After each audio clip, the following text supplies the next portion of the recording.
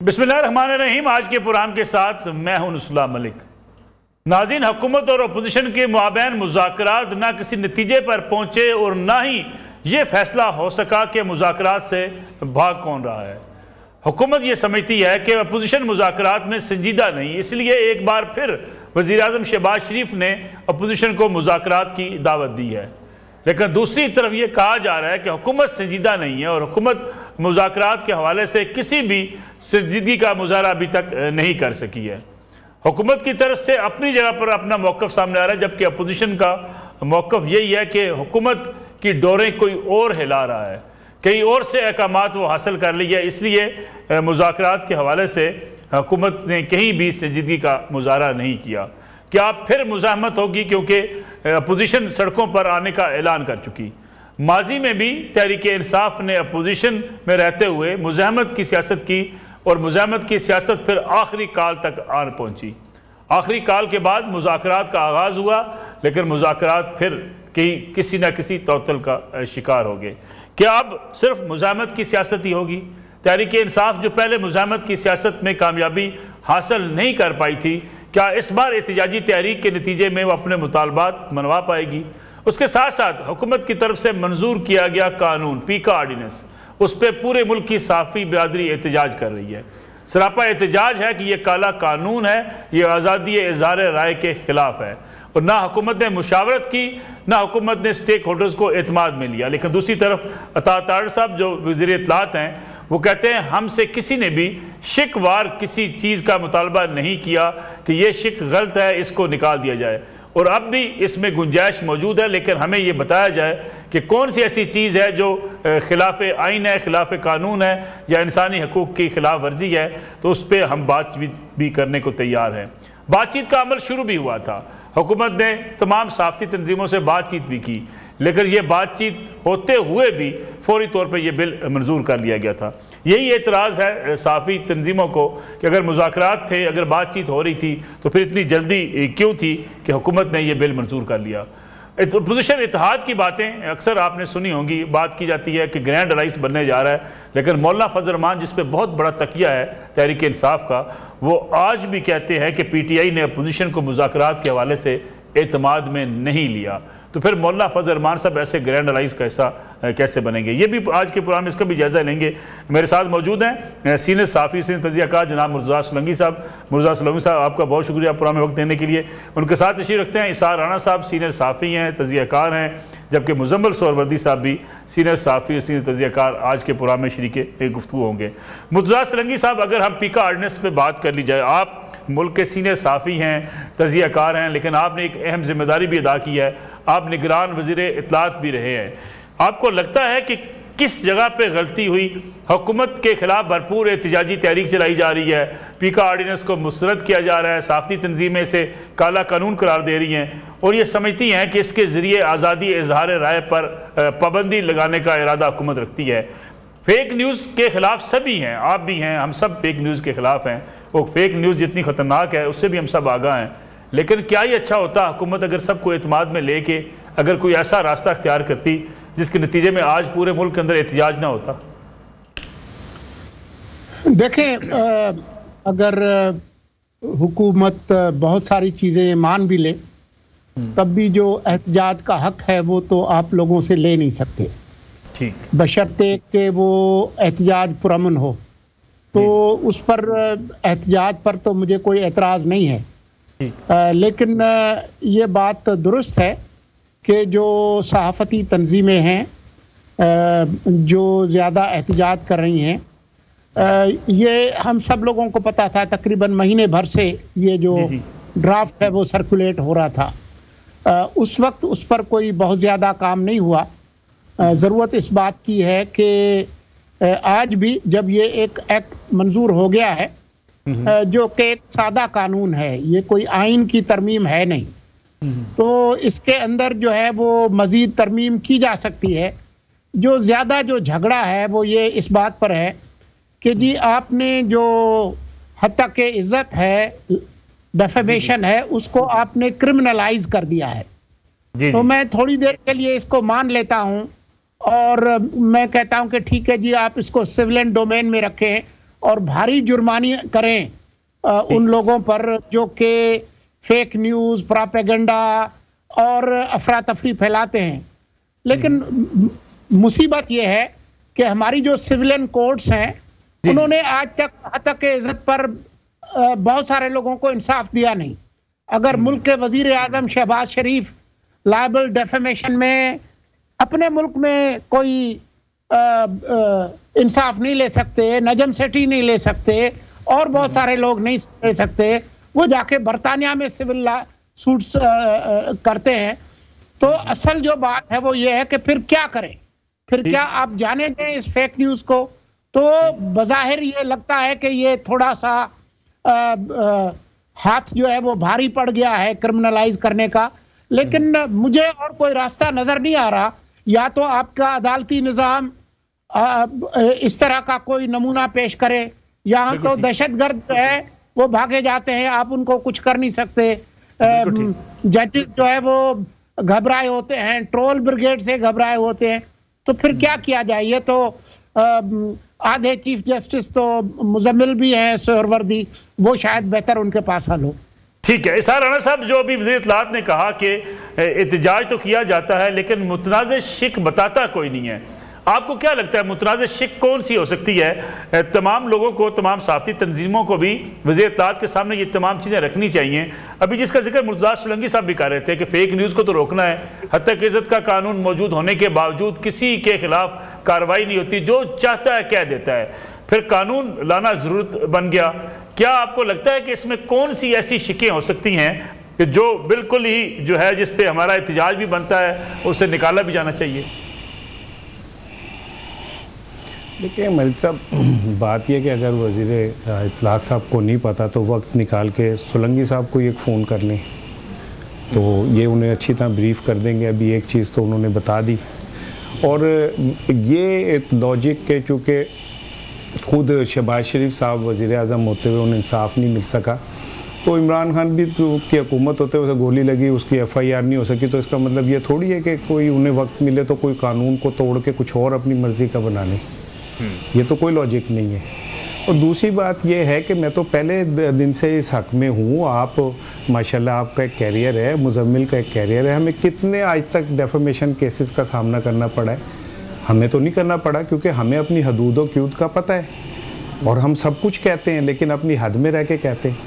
लेकिन जब आप ट्रेडिशनल मीडिया को जो गला घोटेंगे, आप नवाज शरीफ का नाम लेने से रोकेंगे, इमरान का नाम लेने से रोकेंगे, 26 नवंबर हो, 9 मई हो, उसकी रिपोर्टिंग अपनी मर्ज़ी से कराएंगे, तो फिर लोग सोशल मीडिया की तरफ भागेंगे या उस तरफ भागेंगे जहाँ उन्हें खबर मिलेगी। इस चक्कर में फिर बहुत सारे लोग अपना लुच भी तल देते हैं। लेकिन मैं ये समझता हूँ कि बिल्कुल होनी चाहिए फेक न्यूज़ पे पाबंदी, लेकिन हुकूमत को भी अपने मंजे थले डांग फेरनी चाहिए। और ये तासुर जो बन रहा है ना कि ये सिर्फ अपने मुखालिफ सहाफ़ियों को जो उनके खिलाफ बोलते हैं, मुझे तो किसी ने कहा कि कुछ सहाफ़ियों की लिस्ट भी बनी हुई है जिनके ऊपर एक्शन होना है और कार्रवाई होनी है। तो अगर पहले से ही आपने ये तय किया हुआ है कि वो कुछ सहाफ़ियों के नाम है, एक लिस्ट है कि इनको इनके खिलाफ पे आप नहीं है, मैं नहीं हूँ, मुजम्मिल भी नहीं है वैसे, लेकिन और बहुत सारे नाम हैं। हो सकता है कहीं हमारा क्या कहते हैं कहीं आगे जाके आ जाए। लेकिन मैं ये कह रहा हूँ कि अगर आपने इस तरह प्री डिटरमेंट चीज़ें करके फिर ये कानून साजी करनी है और आपकी नीयत साफ सामने आ जाएगी, तो फिर इसका कोई फ़ायदा नहीं। आसिफ अली जरदारी साहब ने दस्तखत करने से हाथ रोका, अचानक उनको पता नहीं कहाँ से क्या प्रेशर आया कि उन्हें दस्तखत करने पड़े। तो अगर आपने इसी तरह नामालूम अंदाज में चीज़ों को करना है तो करते रहे। लेकिन मैं ये समझता हूँ कि ना मेरा प्यारा मुजम्मिल सच बोलने से रुकेगा, ना मेरे सोलंकी साहब रुकेंगे, तो ऐसी जदोया नहीं रुकेंगे तो ऐसी कितों रुकेंगे। ठीक है। मुजम्मिल सोहरवर्दी साहब, आपको ये एहतजाज साफ़ियों का जायज़ लगता है जो एहतजाज किया जा रहा है? क्योंकि हुकूमत का एक अपनी जगह पर दावा है कि हमने तो फेक न्यूज़ का रास्ता रोकना है, हमने आज़ादी इज़हार राय के ऊपर कोई पाबंदी नहीं लगाई, ना तबसरे पर ना तज़िये पर कोई पाबंदी होगी, लेकिन फेक न्यूज़ को हर हाल में रोकना है। देखिए, पाकिस्तान में हर दौर में सेंसरशिप किसी न किसी शक्ल में रही है मीडिया पर। ये तो नहीं कहा जा सकता कि इमरान खान के दौर में बिल्कुल सेंसरशिप नहीं थी और आज सेंसरशिप नहीं है, या मुशर्रफ के दौर में नहीं थी, या फलां दौर में थी और फलां दौर में नहीं थी। यकसा रही है सेंसरशिप पाकिस्तान में हर दौर में मीडिया के ऊपर। और इन सेंसरशिप के अंदर ही रहते हुए हमने आज़ादी इजहार का रास्ता निकाला है हमेशा।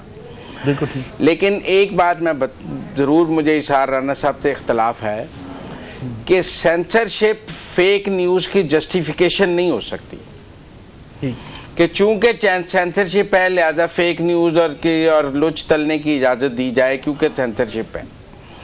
तो ये बड़ी ही कमज़ोर दलील है कि चूंकि ये कानून ये एक गैर कानूनी काम है लिहाजा दूसरा गैर कानूनी काम करने की इजाज़त दे दी जाए, क्योंकि एक गैर कानूनी काम ऑलरेडी हुकूमत कर रही है तो दूसरा हमें भी करने दिया जाए। तो टू रॉन्ग्स आर राइट। जहाँ तक मुर्तज़ा सोलंकी साहब ने बात की है कि डेफेमेशन को क्रिमिनलाइज किया गया है, तो सेक्शन 500 जो क्रिमिनल प्रोसीजर एक्ट है पाकिस्तान का ताज़ीरात का, वो ऑलरेडी जो डेफेमेशन को क्रिमिनलाइज करता है और क्रिमिनल डेफेमेशन की 7 साल तक कैद देता है।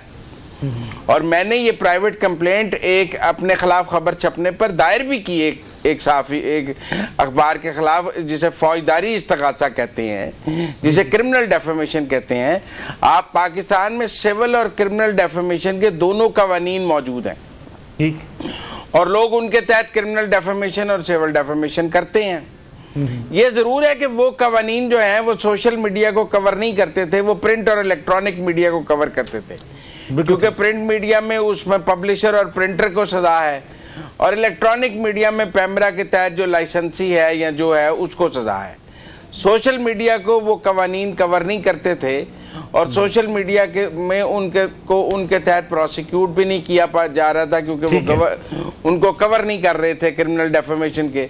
तो मुझे एक नए कानून का जवाब और एक नए कानून की जरूरत तो नजर आती है, लेकिन अगर हमारे सहाफ़ी दोस्त ये समझते हैं कि उसकी कोई शिक जो है वो आज़ादी इजहार के खिलाफ है, तो यकीनन उस शिक के बारे में बताया जाए और उसको खत्म होना चाहिए। लेकिन मुज़म्मिल साहब, क्या हुकूमत ये सारी पहले नहीं कर सकती थी? हुकूमत कितनी जल्दी क्या थी? कौन से ऐसे मुकदमात दर्ज करने थे जी रातों रात बिल बनाए, मंजूर करें और फिर इसको पास करके आप साइन भी करवा लें? नसरुल्लाह मलिक साहब, हर हुकूमत ने यह कानून पास करने की कोशिश की है और हमने हर हुकूमत की इस कानून की मुखालफत की है। चाहे इमरान खान ने पास करने की कोशिश की है, चाहे PDM के पहली गवर्नमेंट में हुई है और चाहे अब हुई है। क्या तीनों अदवार में ये कवानीन पास होने की कोशिश नहीं हुई? क्या इमरान खान के दौर में नहीं इस तरह का कानून पास होने की कोशिश हुई, या शहबाज शरीफ के पहले दौर में नहीं हुई, या अब नहीं हुई? को पहली दफ़ा तो हुई नहीं है। हम अपनी कोताही क्यों नहीं समझते कि हम खुद भी आज तक फेक न्यूज़ की कोई बाकायदा तारीफ हुकूमत को नहीं दे सके? हम ये क्यों नहीं समझते कि हम पाकिस्तान के सहाफ़ती तंजीमें आज तक पाकिस्तान की सहाफ़त को रेगुलेट करने का कोई मैकेनिज्म नहीं दे सके? मसलन अगर कोई वकील गलत काम करता है तो बार कौंसिल उसका लाइसेंस ख़त्म कर देती है, कोई डॉक्टर गलत इलाज करता है तो PMA उसका लाइसेंस ख़त्म कर देती है। हमारे यहाँ तो शुतर पे मुहार है, कोई अकाउंटेबिलिटी नहीं है जर्नलिज्म में। पैरा ट्रूपर्स की भी एक खुली लाइन है, जो मर्जी आ जाए, और उसके साथ साथ अकाउंटेबिलिटी का भी कोई मैकेनिज्म मौजूद नहीं है। आप ये क्यों नहीं कहते कि 15 साल से जब से ये बहस चल रही है कि इस मुल्क में फेक न्यूज़ है डिजिटल वर्ल्ड से, तब से हम सहाफ़ी भी कोई इसका मैकेनिज्म नहीं बता सके हुकूमत को कि हम इसको ऐसे कंट्रोल करने में आपकी मदद करेंगे? बिल्कुल ठीक है। यूट्यूब के ऊपर थंबनेल्स पर, एक मिनट, यूट्यूब पर थंबनेल्स पर, सोशल मीडिया पर एक झूठ का नंगा बाजार है जो रोज हमारी सहाफत का नंगा नाच दिखाता है। आसिम मुनीर पांव पड़ गया, इमरान खान छत पे चढ़ गया, उसने उसको थप्पड़ मार दिया। ये क्या जर्नलिज्म है जो पाकिस्तान की हम दिखा रहे हैं और फिर उसको बैठ के जस्टिफाई भी कर रहे हैं कि ये होनी चाहिए, ये बड़ी जरूरी है, ये आज़ादी इज़हार है। ये कौन सा आज़ादी इज़हार है? ठीक है मुज़म्मिल साहब, मैं एक ब्रेक ले लूँ, एक कमर्शियल ब्रेक के बाद वापस आते हैं। जो सवाल आपने भी उठाए हैं सोलंकी साहब से भी पूछेंगे। सोलंकी साहब आलमी इदारों के साथ, नशरियाती इदारों के साथ भी वाबस्ता रहे हैं। क्या वहाँ पे भी जिस जमहूरियत की हम बात करते हैं, चाहते हम जमहूरियत वही है बरतानिया वाली, अमेरिका वाली, लेकिन अगर आज़ादी इज़हार राय के हवाले से वहाँ कुछ ना कुछ कदगन मौजूद हैं तो हमें फिर एतराज़ की उठता है। इस पर बात करेंगे एक ब्रेक के बाद। प्रोग्राम एक बार फिर खुश आमदेद। मुर्तज़ा सोलंकी साहब, चूँकि आपका इंटरनेशनल मीडिया का भी खासा तजर्बा है, बैरून मुल्क भी आपने काम किया, मैं चाहूँगा इस पर भी आप कमेंट कर दें कि हमारे यहाँ जिस जमहूरियत की डिमांड की जाती है, उसी तरह से हम क्या सहाफ़त भी पाकिस्तान में कर रहे हैं, साथ ही साथ सियासी, अगर आपसे मैं पूछना चाहूँ हालात के हवाले से भी, तो ये जो मुज़ाकरात है, आपको लगता है कि मुज़ाकरात दोबारा बहाल हो पाएंगे? जो सवाल आपने किया है पहला, और मेरे ख्याल में मुज़म्मिल ने काफ़ी वजाहत से इसके बारे में बात भी की है।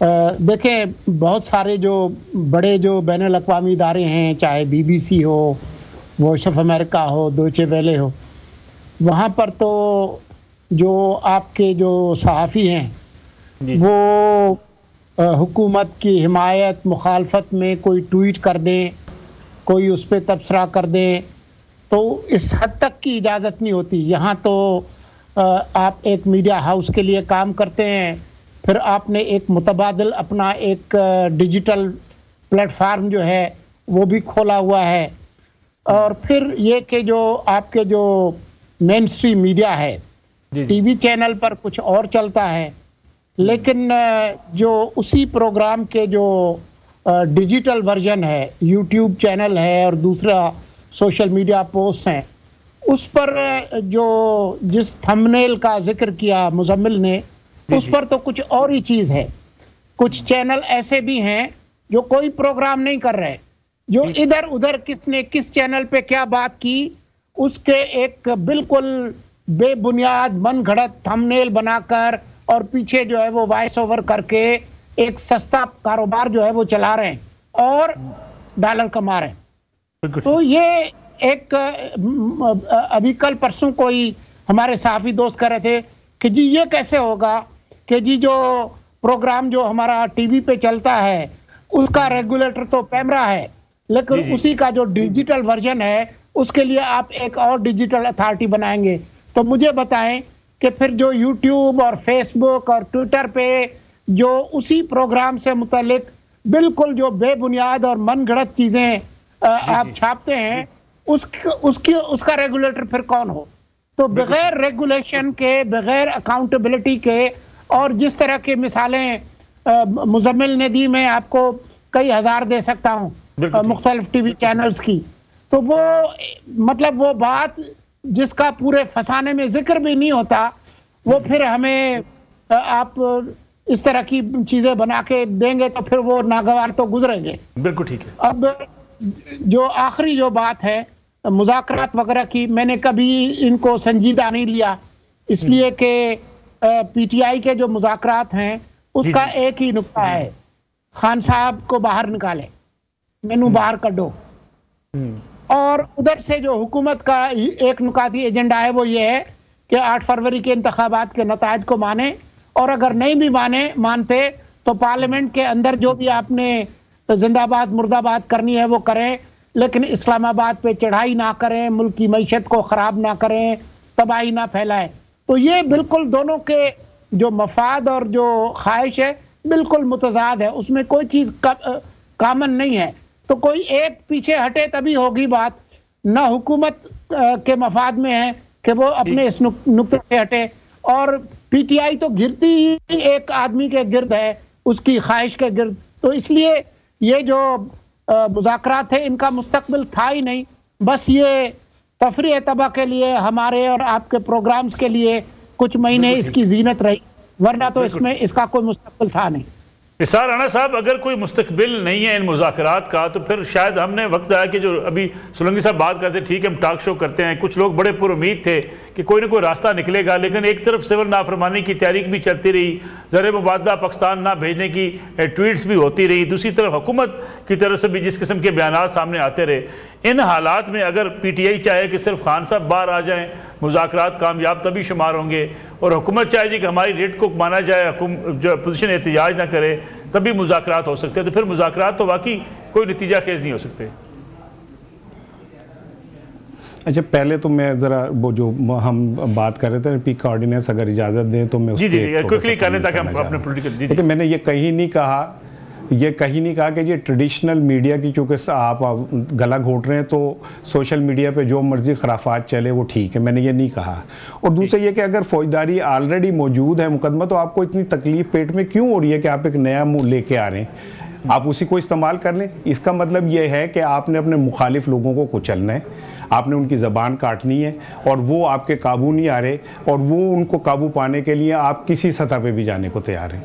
अब आ जाए मुज़ाकरात की तरफ। अब मुझे नहीं समझ आ रही कि मैं सोलंकी साहब की बात को मानूं या राना सनाउल्लाह की बात को मानूं, जो खुद अपने मुंह से कह रहे हैं कि हम तो इमरान खान को कह रहे हैं बाहर आ जा, हम तो कह रहे हैं तू बनी गाला चला जा, हम तो कह रहे हैं फला जगह चला जा, वो नहीं जाता।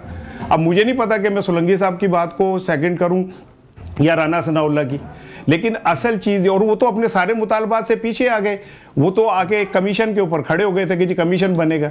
और अगर हुकूमत इतनी ही मुखलिस थी इस मुज़ाकरात में, तो जो बात बाद में ऐलान की है, कल शहबाजी साहब कह रहे थे, उन्हें पहले कन्वे कर देते कि हम ये करना चाह रहे, देख लेते उनकी नीयत भी। आप क्यों भाग रहे हैं कमीशन से? अगर 9 मई उन्होंने की है तो करने आए ना, करने दूध का दूध पानी का पानी, एक दफा कटी कटा निकल जाए, खत्म हो जाए बात। 26 नवंबर को अगर वो झूठ बोल रहे हैं कि हमारे बंदे मरे और नहीं मरे, तो कर बनाए कमीशन, क्लियर कर दें। आप क्यों भाग रहे हैं? आपको ऐसा खौफ क्या है कि जो आप उस तरफ आना नहीं चाह रहे? और तीसरी बात यह कि आप मेरी बात लिख लें, महीने बाद फिर मुज़ाकरात होंगे, जो मुज़ाकरात होने ही होने हैं, इन्होंने बैठना ही बैठना है, कोई ना कोई रास्ता निकालना ही निकालना है। एक चेहरा सामने जिसको हमने सामने रखे रुखे आईना जो होगा वो कोई है, पसे आईना कुछ और होगा, लेकिन जो पसे आईना में होगा उसका क्रेडिट रुखे आईना को ही जाएगा। बस बिल्कुल ठीक है। मुजम्मल साहब, वर्दी साहब, ये जो राना सनाउल्लाह साहब की पेशकश होती है, इसे पार्टी पॉलिसी या हुकूमत की पॉलिसी शुमार किया जाए? जो भी राना साहब बात कर रहे हैं कि अगर उनकी बात मानी जाए फिर तो जो है इमरान खान साहब झुकने को तैयार नजर नहीं आते।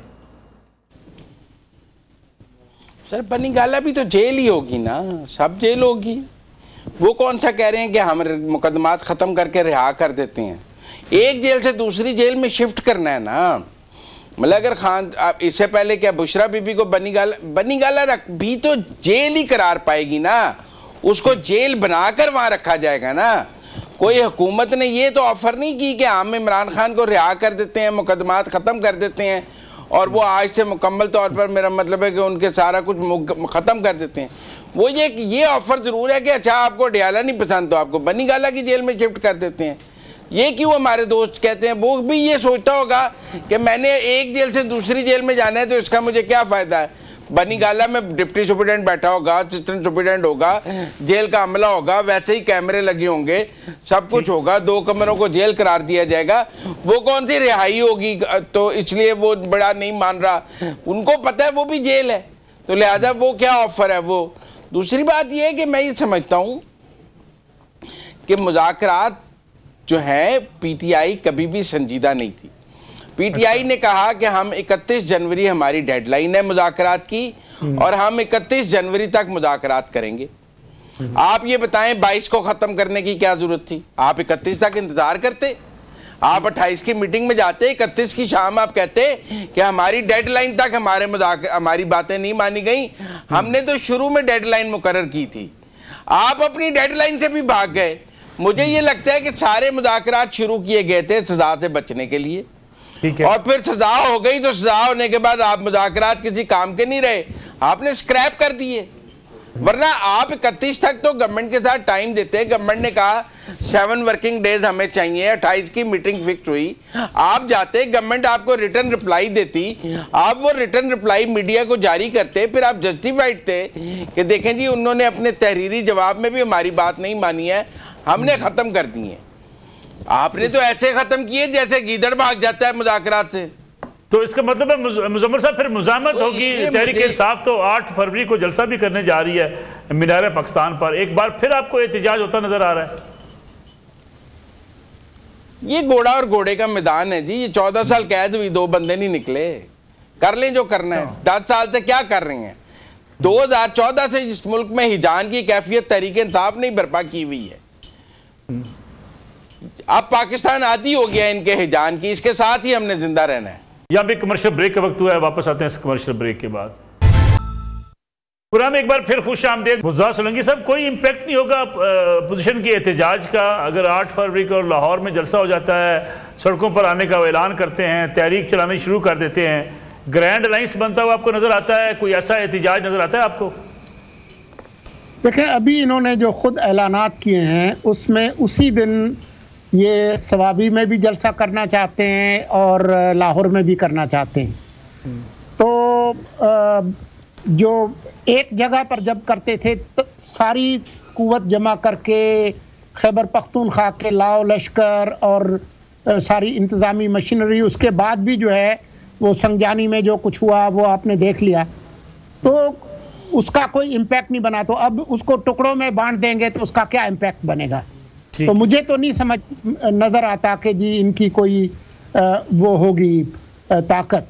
अब ये जो इत्तेहाद की बात है, बात यह है कि खान साहब जो है वो अपनी जमात के अंदर किसी की नहीं सुनते, तो वो इत्तेहाद में किसी की क्या सुनेंगे? ये करीब आए थे मौलाना के साथ, उसके साथ जो दो हाथ किए 26वीं तरमीम, और फिर जो 26 ये नवंबर को जो यहाँ पर हुआ उसमें भी इनको नहीं बताया। महमूद अचकज़ई उनसे पहले ही नाराज़ बैठे हैं। तो ये तो ऐसे हीरे हैं कि जिनमें जुड़ने की कोई सलाहियत है नहीं। तो मैं नहीं समझता कि ये कोई ऐसा एजेंडा बना सकते हैं ब्रॉड बेस्ड। फिर इसका ताल्लुक जो मुल्क की जो मुआशी हालत है उसके साथ भी है। अब ये बदकिस्मती है इमरान खान की और उनकी जमात की कि इन्होंने बहुत कोशिश की कि ये मुल्क दिवालिया हो जाए, तो बांग्लादेश हो जाए, तो श्रीलंका हो जाए, तो तरसीलात ज़र ना आए, तो फला ना हो। इनकी कोई बात जो है इनकी ख्वाहिश पूरी नहीं हुई। तो ये जो चाहते थे ना कि जी हुकूमत की तोपों में कीड़े पड़े, तो वो पड़े नहीं हैं। फिर चाचा ट्रंप आएंगे, वो हल्फ उठाएंगे और पहली कॉल इधर करेंगे, वो भी नहीं हुआ। तो अब ये मैंने कल भी ये कहा था कि पीटीआई जो है एक ऐसी करेंसी है, एक ऐसा सिक्का है जो हर गुजरते दिन के साथ जिसकी कदर जो है वो नीचे जा रही है। इसार राना साहब, एहतजाज करके पीटीआई देख चुकी थी, इसलिए मुज़ाकरात की तरफ आई थी। अगर अब दोबारा से एहतजाज शुरू होता है, आप ज़र मुबादला तो रुकवा ना सके, तरसीलात ज़र पाकिस्तान आती रही, तो फिर पीटीआई अपने मुतालबात मनवाएगी कैसे? नहीं, तो उनसे डरने की क्या ज़रूरत है? आप मीनार पाकिस्तान में उन्हें जलसे की इजाज़त दे दें, तो उनके बंदे ही ख़त्म हो गए, वो तो सिक्का ही खोटा हो गया है। तो दे देना इजाज़त, है कोड़ी दा मैदान, दें इजाज़त। आप क्यों नहीं देते? एक्सपोज कर दें उन्हें। तो उनके साथ बंदे नहीं है, मीनार पाकिस्तान नहीं भरेगा, शर्मिंदगी हो जाएगी, उनकी सियासत ख़त्म हो जाएगी। क्यों भागते हैं आप? इस्लामाबाद के गिर्द खंदकें क्यों खोदते हैं? क्यों आप मोटरवे जो है उसको खंदकों में बदल देते हैं? क्यों आप वहाँ पे कंटेनर लगा के पूरे इस्लामाबाद को बंद कर देते हैं? करें, खोल दें, कहें लाओ जी बंदे ले आओ, उनके पास तो बंदे ही कोई नहीं है। और फिर वो तो उधर जलसा करेंगे तो लाहौर में बंदे कहाँ से आएंगे? ये तो बेहतरीन मौका है एक्सपोज करने का। आए ना मैदान में, करें, खुल दें इजाज़त। आप नहीं दे सकते। पत्ता खड़कता है ना तो आपके दिल धड़कने लगते हैं, आपको पता चलता है कि ये फेक हुकूमत जो है ये चली जाएगी। फेक सहाफ़ियों पे तो आप बड़े वो कदगने लगा रहे हैं, फेक सरमायादार ले आते हैं यहाँ पे लाके, उनसे आप प्रेस कॉन्फ्रेंस करवा देते हैं। आपके ऊपर फेक कोई खबर का कुछ नहीं होगा। और ये कि अगर एहतिजाज कर रहे हैं जी, करे जा रहे हैं, तो भाई उनके ऊपर जो आपने जाली मुकदमे 250-250, 300 बनाए, ख़त्म कर देना। अदालतों को कहें कि इंसाफ देना शुरू कर दें, ख़त्म हो जाएगा सारा कुछ। आप ले आए जस्टिस, आप ले आए सियासी इस्तेहकाम, चीज़ें ठीक हो जाएंगी। आप कहते हैं जुल्म रहे और अमन भी हो, आप उन पे मुकदमे ठोके जाएं, उनके लीडरों को भगाए रखें, उनके घरों पे छापे मारें, उनके जनाब अली खवातीन से बदतमीजी करें, और उसके बाद कहते देखो जी एहतजाज भी कर दें। यानी मारते भी और रोने भी नहीं देते। करने दें एहतजाज, पता चल जाएगा, एक्सपोज हो जाएंगे। अगर उनके साथ कोई नहीं है तो पता चल जाएगा। बिल्कुल ठीक जी। मुज़फ़्फ़र साहब, इजाज़त दें, मीनार पाकिस्तान पर राना साहब तो चैलेंज कर रहे हैं, अगर आप जो है वो करेंसी जो है इस वक्त नहीं यूज़ हो रही पीटीआई की, तो करने दें, आज़ादी दें फिर उनको। ज़रूर देखें, एहतजाज इंडिजिनस होता है। ये जो अफ़गानियों के सिर पे एहतजाज है ना, ला के इंतशारी लोग लाकर और आप अफ़गानी लाकर हालात ख़राब करने के लिए मुल्क में इंतशार फैलाने का जो एहतजाज है, इसकी कौन सी हुकूमत इजाज़त दे सकती है? लाहौर में एहतजाज करना है और 500 अफगान ले आना है और ला के उनसे अफगानियों से एहतजाज कराना है और फिर हालात ख़राब कराने हैं। कभी मुस्लिम लीग का दफ्तर को आग लगानी है, कभी अस्करी टावर को आग लगानी है, कभी लिबर्टी में आग लगानी है, कभी कहाँ आग लगानी है। तो ये कौन आग लगाने की इजाज़त देगा एहतजाज के नाम पर? कभी पुलिस वालों को मारना है, कभी अटक के पुल पर पुलिस वालों को मारना है, कभी कहीं मारना है। ये कोई एहतजाज है? ये तो जंग करने आते हैं, एक हुकूमत के सर पे दूसरी हुकूमत के खिलाफ जंग करना शुरू कर देते हैं। पहले खुद को सियासी जमात तो बनाएं।